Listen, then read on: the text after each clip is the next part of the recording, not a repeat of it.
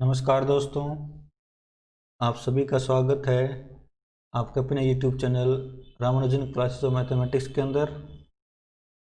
आज का वीडियो हमारा 2000 solve problem of real analysis series का 17th लेक्चर है, जिसमें कि अगेन हम 5 प्रॉब्लम करेंगे और 5 प्रॉब्लम हमने आपके CISR नेट 2017 के एग्ज़ाम से ली हैं।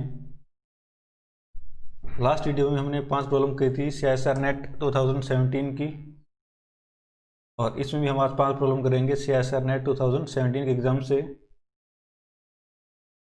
तो चलिए स्टार्ट करते हैं आज की first problem.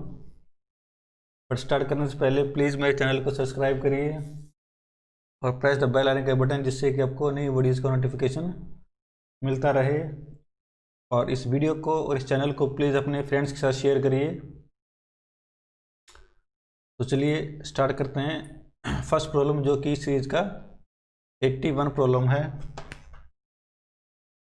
Let fx is tan inverse x for x belongs to real number, then first option is there exists a polynomial fx px satisfying px into f dash x is equal to 1 for all x. This is obviously true because अगर हम इसका f dash निकालते हैं, my fx is tan inverse x, so it implies f dash x is equal to 1/1 plus x square. तो 1 plus x square से multiply कर सकते हैं बोथ साइड, इट इम्प्लाइज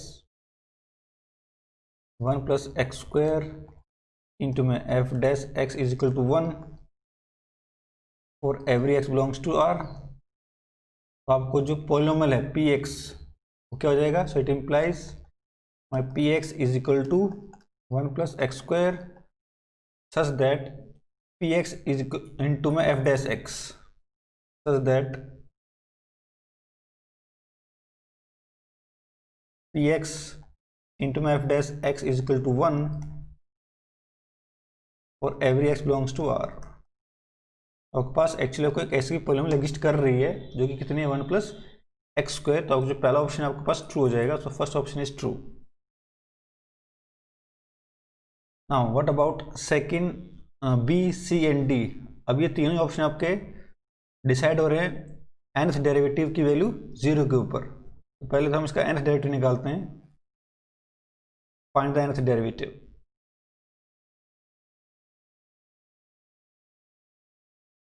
आपके पास है f dash x is equal to 1/1 plus x square. It implies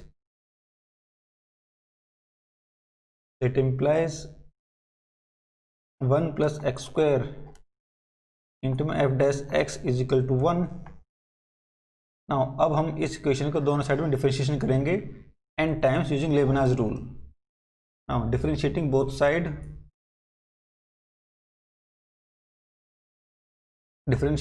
side, n times using Leibniz rule।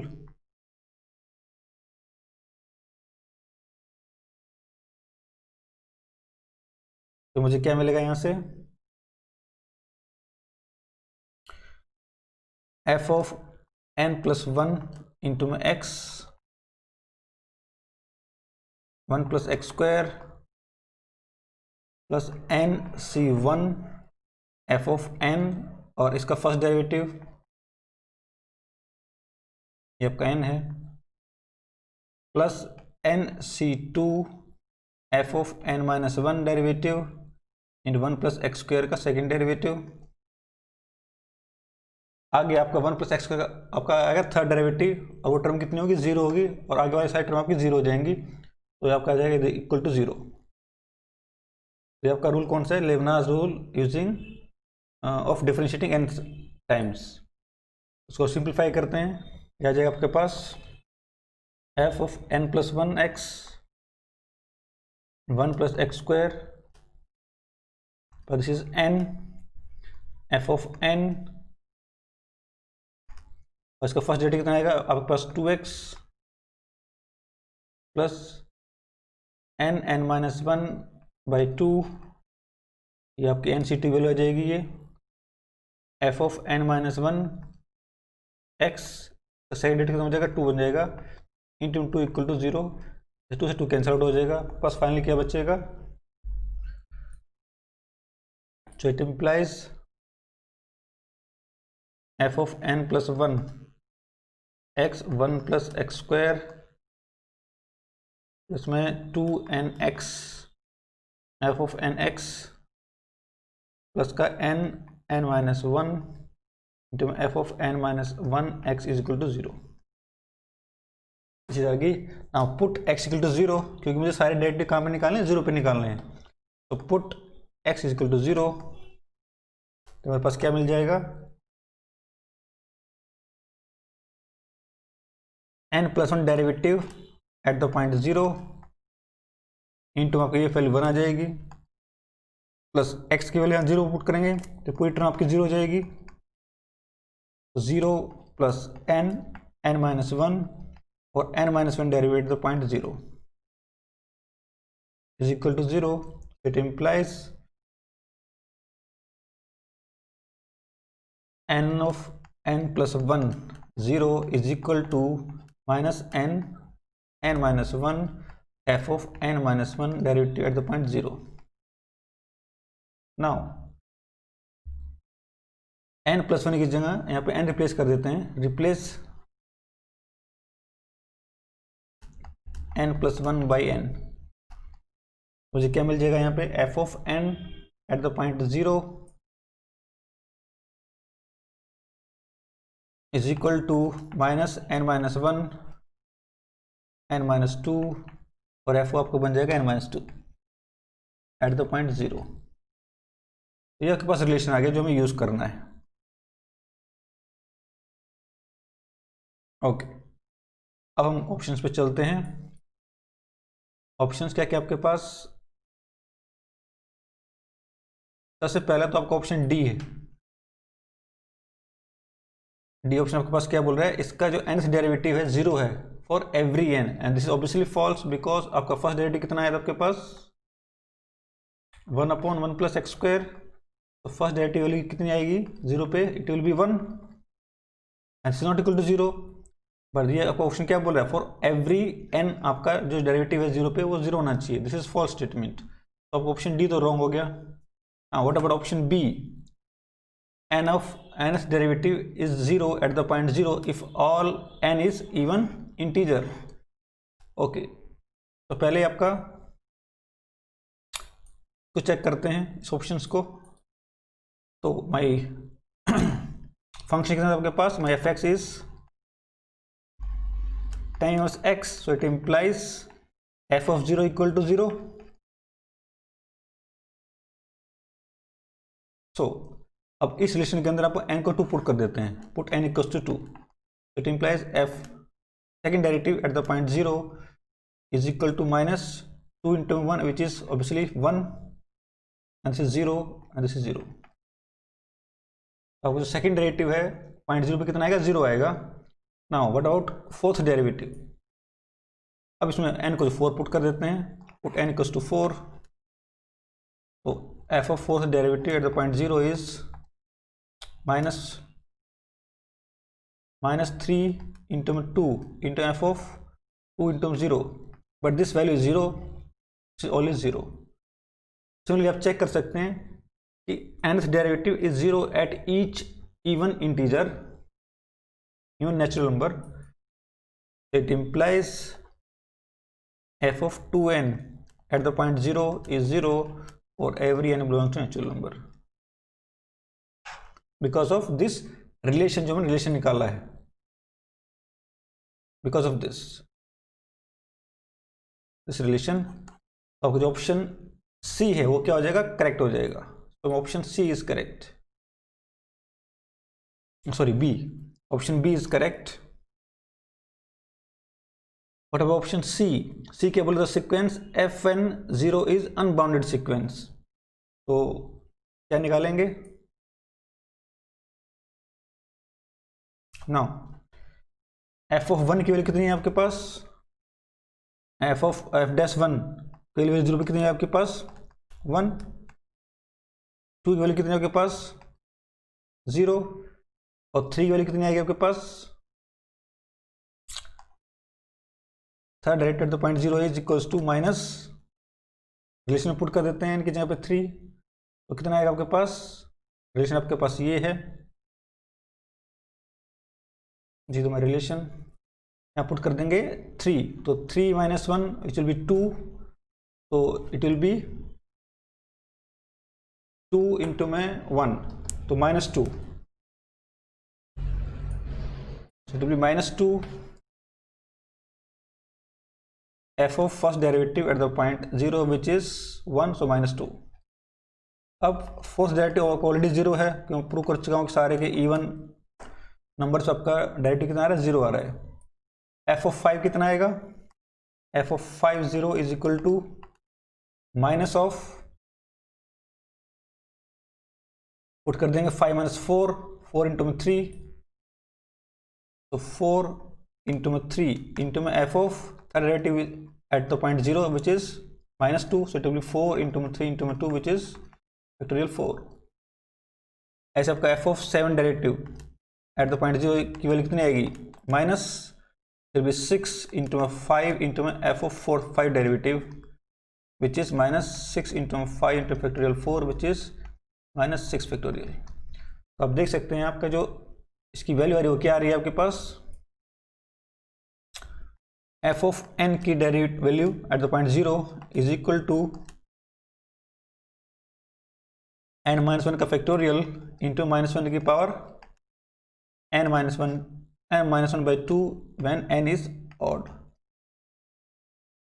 अगर n आपका ऑड है तो आपका जो डेरिवेटिव वैल्यू है 0 पे वो ये आ रही है, and this is obviously unbounded sequence, so this is unbounded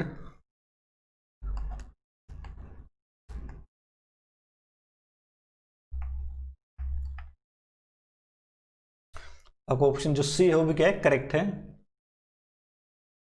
so this is unbounded sequence, so this is correct।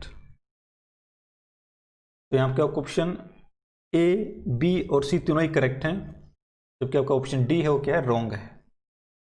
तो एक इजी सा क्वेश्चन था नेट 2017 एग्जाम से। तो नेक्स्ट क्वेश्चन करते हैं, क्वेश्चन नंबर 82 इस सीरीज का। क्वेश्चन क्या आपके पास, again consider the sequence an equals to, आपको एक सीक्वेंस गिवन है, देन आपसे पूछा गया इसकी लिमिट सुपीरियर और लिमिट इंफीरियर के बारे में। तो पहले तो सीक्वेंस को निकालते हैं, क्या है सीक्वेंस आपके पास,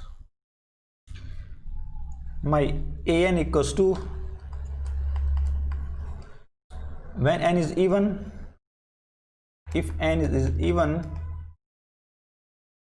तो आपका एक टर्म आपकी +1 बन जाएगी, इट विल बी 1 + 1/n की power n, and if n is odd,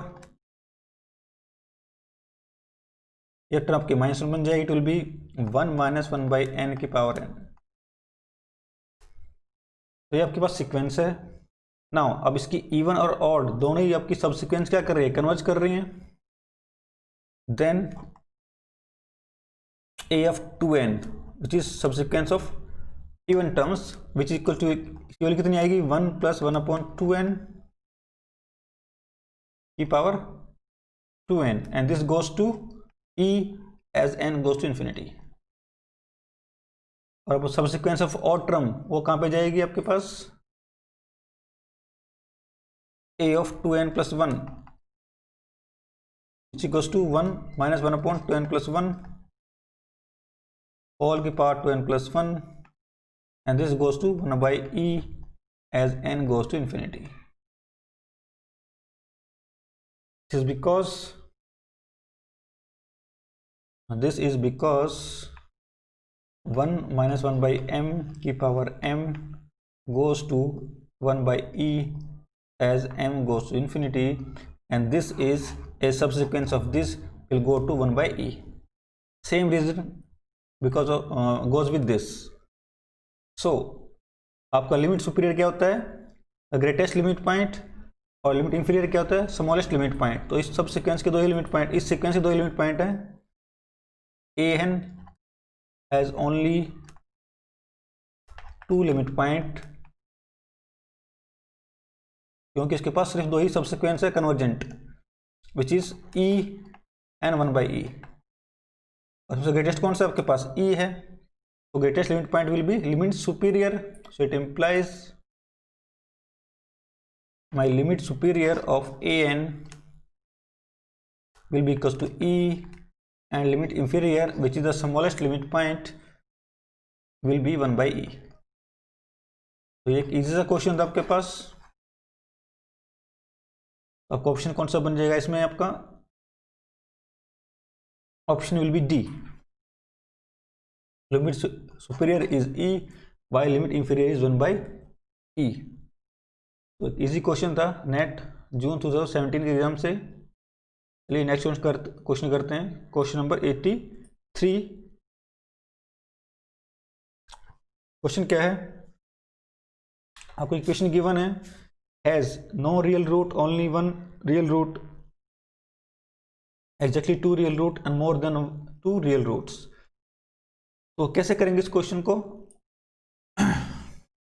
late my fx is equal to 11 की पावर x 11/19 की पावर x प्लस 13/19 की पावर x प्लस 17/19 की पावर x -1। एक मैंने फंक्शन मान लिया fx को ये।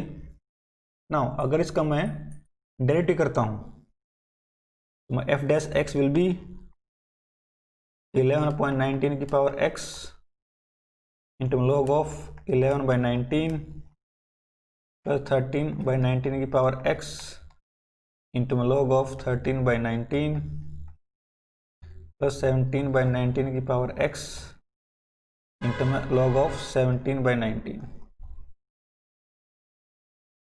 ओके, नाउ अब मुझे इसका साइन चेक करना है कि ये पॉजिटिव है कि नेगेटिव है।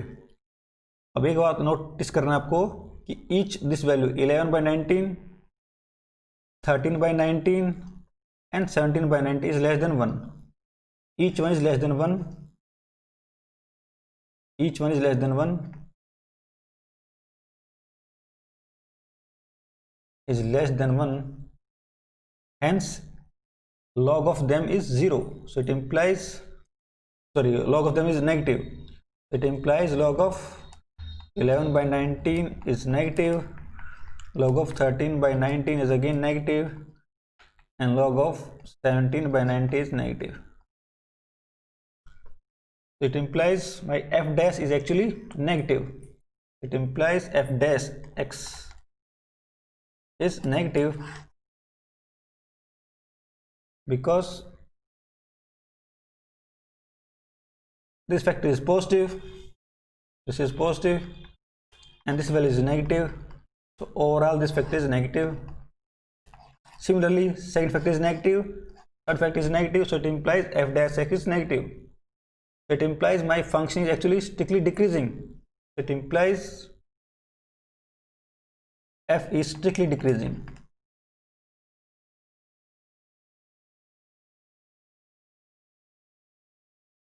Okay, this is strictly decreasing function. Now अब हम इसकी लिमिट निकालते हैं at the point plus infinite and minus infinity.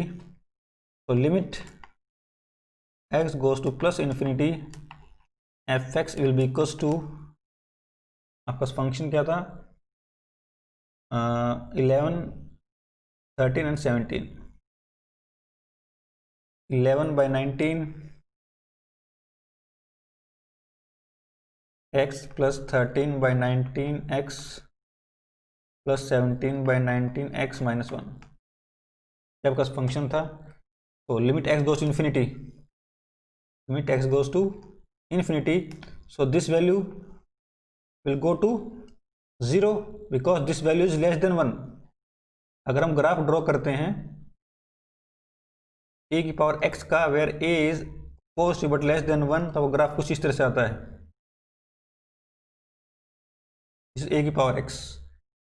So when x goes to infinity, so this graph will go to 0, so this value goes to 0, so this is 0, 0 and 0, it will be -1. So limit of this function when s goes to infinity is -1, अब हम limit निकालेंगे इसकी minus infinity पे। तो limit x goes to minus infinity f x will be equals to x goes to minus infinity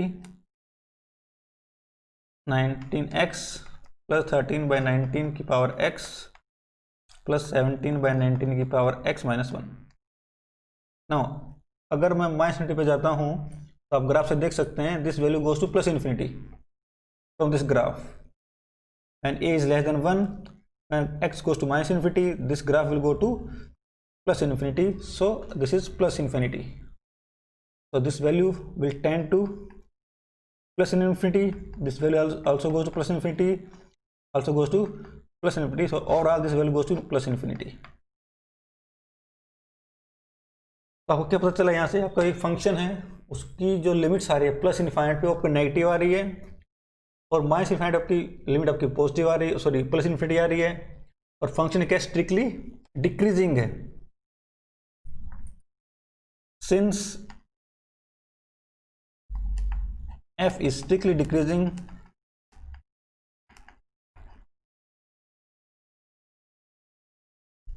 it implies f will cut the s-axis only one time। आपका जो graph है वो सिर्फ और सिर्फ एक बार ही एक्स एक्सिस को कट कर सकता है because graph is strictly decreasing और वो नेगेटिव और पॉजिटिव दोनों ही वैल्यू ले रहा है, तो it will only cut x axis one time. So it means इसका सिर्फ एक ही रूट है, real root. It implies f x has only one real root. It implies f x has only one real root. तो आपका जो option है कौन सा ट्रू हो जाएगा? B option is correct. तो B is the correct option. इसका सिर्फ एक ही रियल रूट होगा which is option B. Okay, next question करते हैं। Question number 84। हाँ, this again NET June 2017 problem. आपको क्या गिवन है? Let a and b sequence of real numbers satisfying की series of absolute value of a n minus 1 is convergent, then the series power series actually summation a n x power n is convergent। आपके पास चार option है, nowhere on R, everywhere on R, on some set containing -1 to 1 and only on -1 to 1। तो कैसे करेंगे इसे? देखिए, अगर मैं यहाँ पे suppose let my a n is 1/n, a n को मान लेता हूँ 1/n। पहले मैं चेक करूँगा क्या मेरा ये ए एन गिवन कंडीशन को सेटिस्फाइड कर रहा है कि नहीं कर रहा है। तो समेशन ए एन माइनस 1 का मॉड मुझे चेक करना है क्या ये कन्वर्जेंट है। चेक करते हैं। समेशन 1/n -1 n-1 का mod and this will be summation 1/n n-1। और this series obviously convergent and this is convergent because of p-test, this is convergent।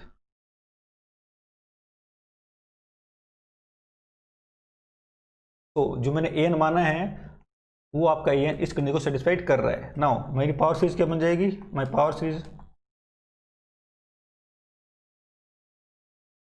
Summation an x की पावर n यानी कि summation 1/n x की power n, ये आपके पास power series बन जाएगी। अब इसका मुझे क्या निकालना है? Radius of convergence. तो radius of convergence is equal to r is equal to 1 upon limit n goes to infinity a n की पावर 1/n। ये आपका फॉर्मूला होता है रेडियस ऑफ कन्वर्जेंस निकालने का। जब निकालते हैं तो आपके पास क्या आएगा? Imply this is equal to 1 upon limit n goes to infinity 1/n की power 1/n। This is well known result. आपका ये लिमिट कहाँ जाती है? आपके पास 1 पे। So it implies 1/1 which is 1 because limit n goes to infinity n की power 1 upon n is actually equal to 1। Because of this आपका रेडियस कन्वर्जेंस कितना आ जाएगा, 1 आ जाएगा। So it implies my r is 1। It implies my r is 1। तो means आपका centre तो आपका 0 था, centre point, radius of convergence की आपकी वैल्यू 1 आ गई, तो it will be +1 and back from -1। तो माई series diverge for x greater than 1, for x less than -1 it will diverge, and it will converge for every x between -1 to 1, it will converge। But मुझे and point पे check करना पड़ेगा। तो suppose हम x equal to -1 put करते हैं -1 पे।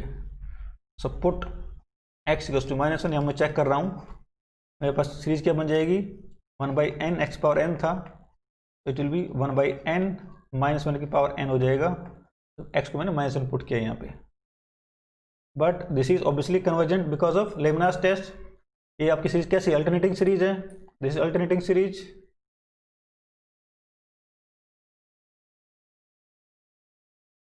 Alternating series and hence converge by Leibniz test.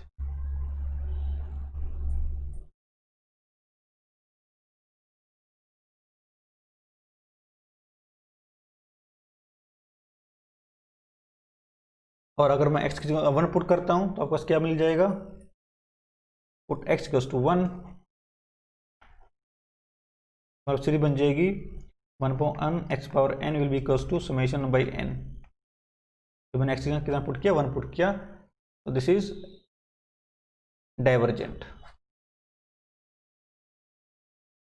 तो माई इंटरवल ऑफ कन्वर्जेंस कितना आ जाएगा इस सीरीज के लिए। So it implies my interval of convergence is, interval of convergence is equal to -1 से 1, -1 आपकी ब्रैकेट रहेगी क्लोज और 1 पर रहेगी आपकी ओपन। तो अब ऑप्शन पे चलते हैं। ऑप्शन क्या बोल रहे हैं, ऑप्शन फर्स्ट आपके पास nowhere convergent, this obviously wrong because मेरा एग्जाम्पल मैंने निकाल लिया जहाँ आपकी जो पावर सीरीज है वो कन्वर्ज कर रही है -1 के बीच में। So this is obviously wrong. Option B it converge everywhere on R is again false because मेरा सिर्फ -1 से 1 के बीच में कन्वर्ज कर रही है, इसे बाहर के डाइवर्ज कर रही है। तो option B is also false. Option D only on -1 to 1, this is again wrong because मेरा इंटरवल कन्वर्जेंस कितना है, -1 से 1, और -1 आपकी क्लोज है, 1 पे आपकी ओपन है, तो इस पे आपकी कन्वर्ज कर रही है। बट ये ऑप्शन आपको बोला है सिर्फ -1 से 1 के बीच में ही कन्वर्ज करेगी, दिस इज ऑल्सो रॉन्ग। अभी मेरे पास 4 ऑप्शन थे, 3 आपके रॉन्ग हो गए। इट मीन्स आपका जो सी है वो क्या होगा, करेक्ट होगा। तो मैं option C is correct. It implies option C is correct. It implies option C is correct.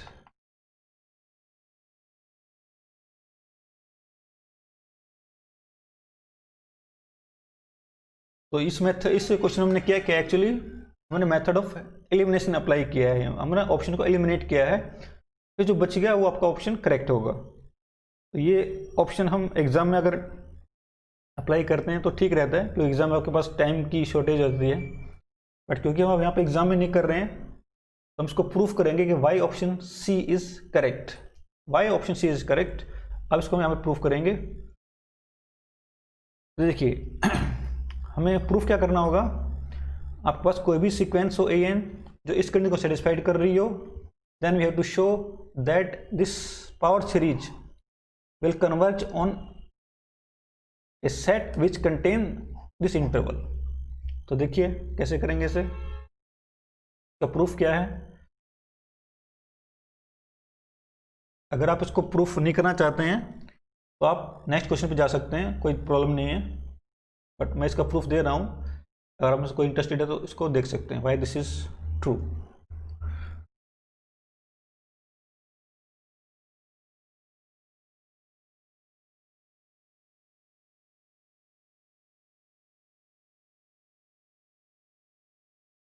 Let an is sequence such that summation an minus an minus 1 का मॉड इज कन्वर्जेंट। तो आपके पास कोई भी sequence है जो इसको satisfied कर रही है, तो एक तो मैं यहाँ से क्लेम कर रहा हूँ कि एक्चुअली यहाँ पे आपकी जो an आएगी वो एक कन्वर्जेंट, सॉरी an आपकी जो आएगी वो एक बाउंडेड सीक्वेंस होगी। It implies my an is bounded sequence.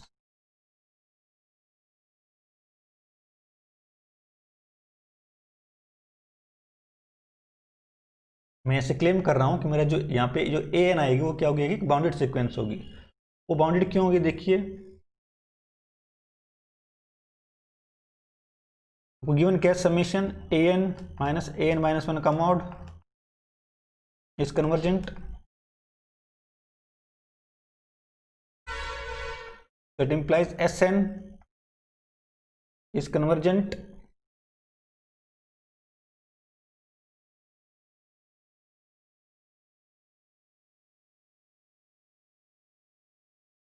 Sn के पास सीक्वेंस ऑफ पार्शियल सम,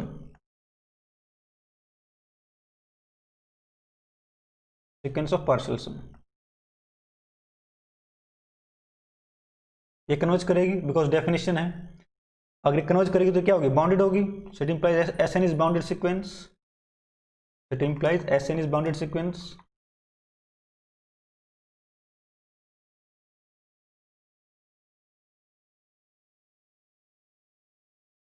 अब Sn आपके पास होगी क्या, Sn will be equal to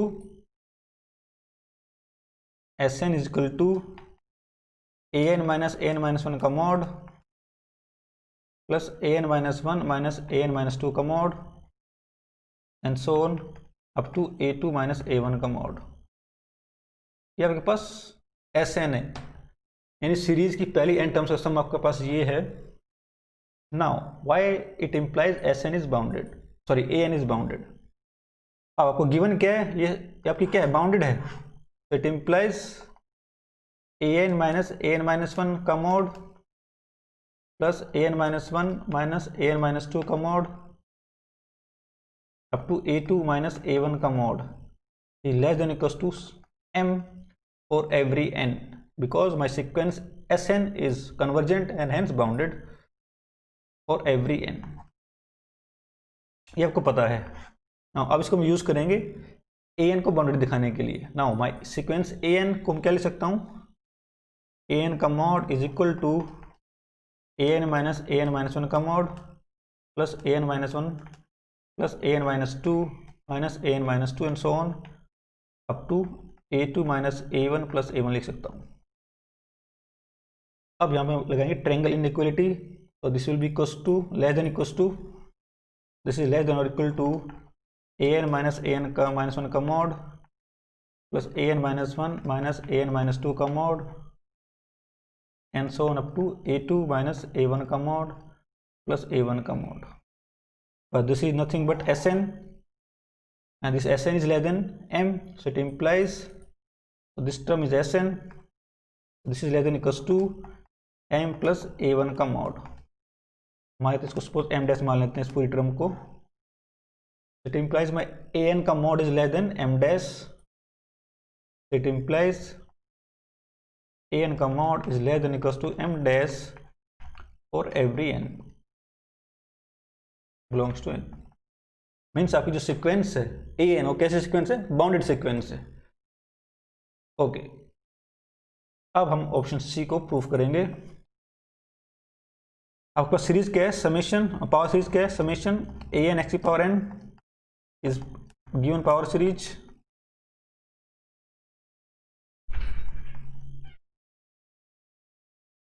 तो हम इसका मान लेते हैं जो इंटरवल कन्वर्जेंस कितना है आपके पास, आई है। Let I is interval of convergence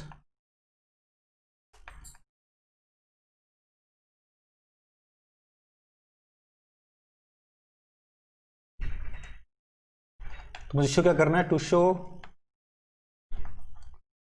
-1 से 1 open interval is subset of I, ये मुझे शो करना है ऑप्शन सी के लिए। तो क्या करेंगे, let alpha belongs to -1 to 1, और मुझे शो करना है कि अल्फा आप किसके अंदर है, आई के अंदर है। टू शो अल्फा इन आई, उसके लिए मुझे क्या शो करना पड़ेगा कि अगर मैं एक्स की जगह पे अल्फा पुट करता हूं तो मुझे जो पावर सीरीज है वो क्या होगी, कन्वर्जेंट होगी। ये मुझे शो करना होगा इसके लिए, और वो शो कब होगा, it implies summation a n alpha की पावर एन इज कन्वर्जेंट, ये मुझे शो करना होगा। अब देखिए, this is series of functions, आप इसको कंसिडर कर सकते हैं। तो माई ए एन अल्फा की पावर एन का mod less than equal to a n कम इक्वल टू ए एन का मॉड अल्फा का मॉड की power n, but this value is less than equal to m dash, हम prove कर चुके हैं, less than equal to m dash mod of n. अभी हम यूज करेंगे comparison test. Now since mod of alpha is less than 1, it implies summation mod of alpha की power n is convergent। gp आपके पास ये gp with common ratio alpha, with common ratio alpha, with common ratio alpha, which is less than 1। so using comparison test, this is convergent, so it implies this must be convergent, so it implies summation a n alpha n का mod is convergent, it implies a n alpha power n is also convergent, it implies summation a n alpha power n is also convergent।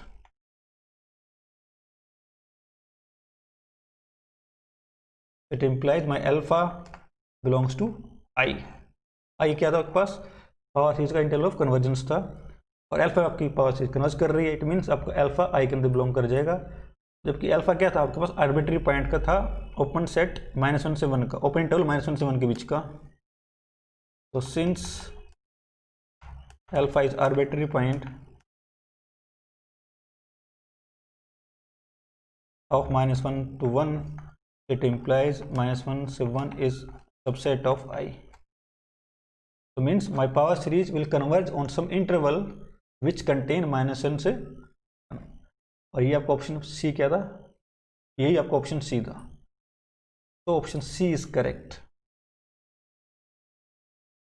Exam में हम इस तरह से नहीं करेंगे, exam में हम कैसे करेंगे, बाय मेथड ऑफ एलिमिनेशन, वो हमने पहले कर चुके थे। ए एन को मैंने 1/n लिया, तो उससे आपका ये 3 ऑप्शन डिस्कार्ड हो गए थे, तो आपका जो 4th ऑप्शन बचा था सी, वही आपका ट्रू था। बट हमने यहाँ पर आपको एक्सप्लेनेशन दी है कि आपका ऑप्शन जो सी है वो ट्रू क्यों है। चलिए नेक्स्ट क्वेश्चन करते हैं। इस वीडियो का लास्ट क्वेश्चन है आपका question number 5।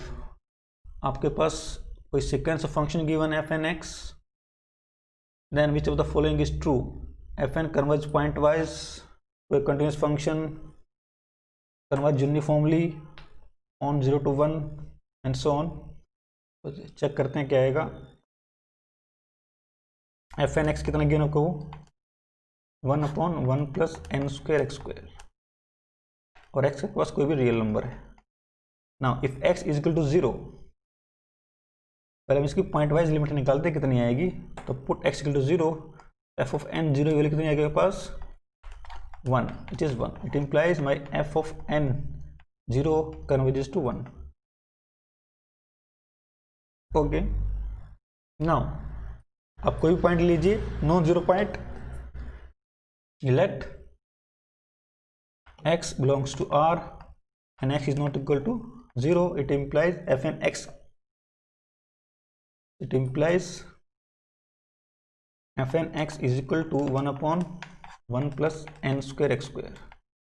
now this will go to 0 as n goes to infinity, because this term will go to infinite, so this reciprocal will go to 0। तो आपका जो पॉइंट वाइज फंक्शन है वो क्या आएगा, so my f is, so my f of x is equal to 0 if x belongs to real number and x is not equal to 0 and is 1 if x is equal to 0. So my pointwise function is discontinuous function. It implies f is discontinuous function.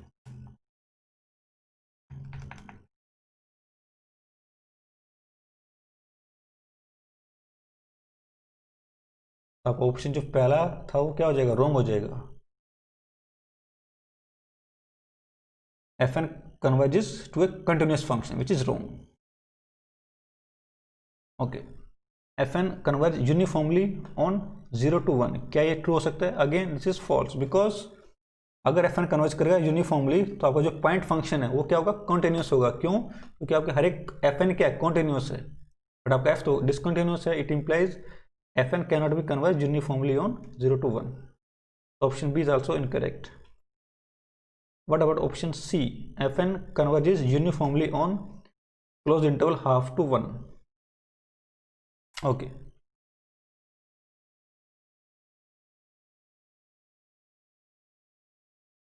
आपको अब check करना है आपका x belongs to half to 1.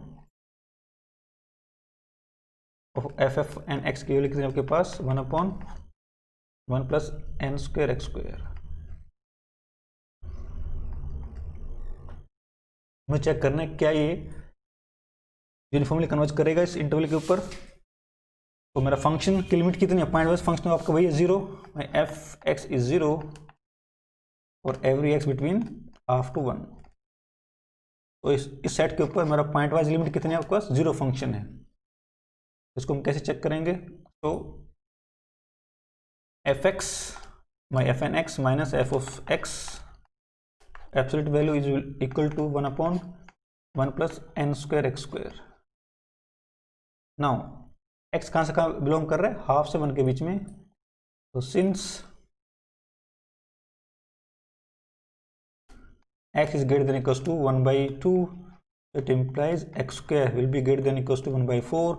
It implies 1/x square will be less than equals to 4. तो 1/x square को हम less than equal to कितना 4 है. So it implies this is value is less than equals to 1/n square x square which is less than equals to 4/n square. So f of nx minus f of x mod is less than epsilon if 4/n square is less than epsilon, which means n square must be less than epsilon 4/epsilon. 4/epsilon, it means n must be greater than 2/epsilon under root. And this is true for every x, क्योंकि इसमें x का तो कहीं आ ही नहीं रहा है. And this is true for every x between half to 1. And this is by definition of uniform convergence. So it implies fn x converges to f uniformly. तो आपका जो ऑप्शन सी है वो क्या हो जाएगा, करेक्ट हो जाएगा. तो my option C is correct. Option D, आपको पहले लिमिट फंक्शन की इसकी इंटीग्रेशन करना है. ये जो सीक्वेंस आएगी उसकी मुझे लिमिट निकालनी है और मुझे चेक करना है क्या वो आपको जो लिमिट फंक्शन है उसके इंटीग्रल इक्वल आ रहा है. आपने लिमिट फंक्शन कितना निकाला था, 0. This function is 0. So it implies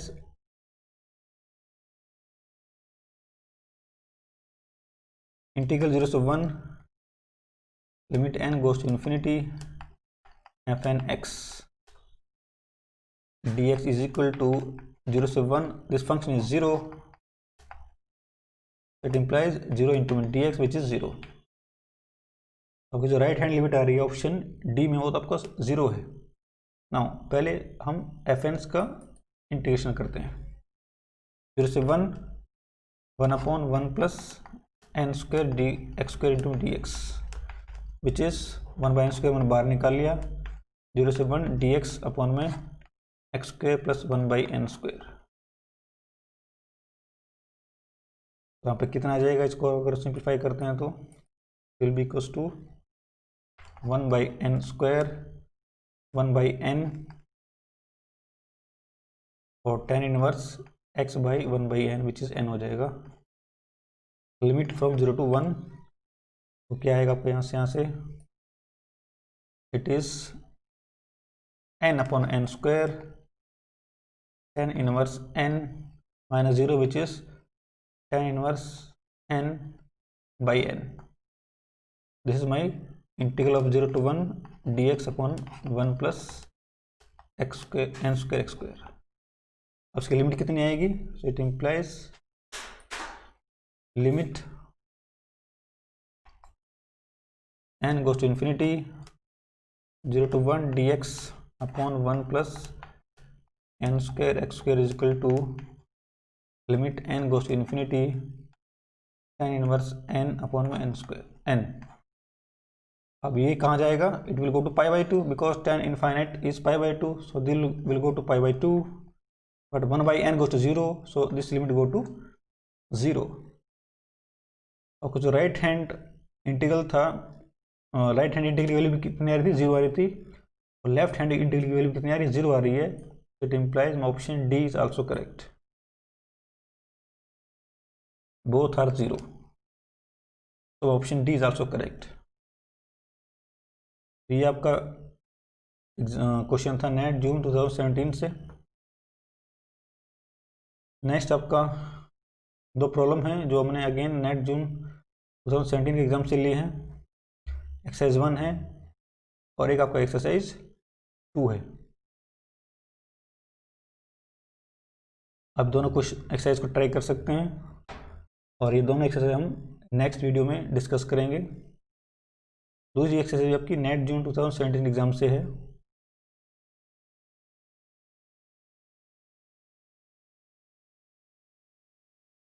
तो आई होप आपको ये वीडियो पसंद आएगी और ये आपकी हेल्प करेगी रियल एनालिसिस को करने में। तो मिलते हैं नेक्स्ट वीडियो में। Till then good bye, have a nice day.